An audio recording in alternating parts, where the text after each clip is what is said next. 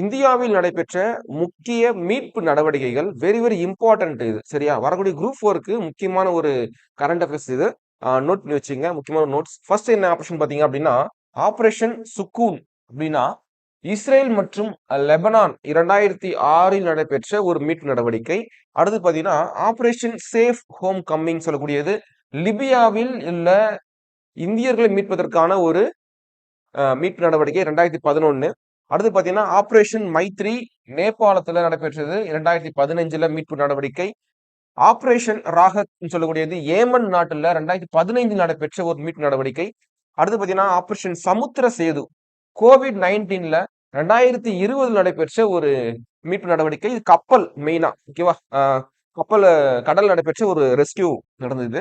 அடுத்து பாத்தீங்கன்னா ஆபரேஷன் தேவி சக்தின்றது என்னன்னா ஆப்கானிஸ்தானில் உள்ள இந்தியர்களை மீட்பதற்கான ஒரு நடவடிக்கை 2021.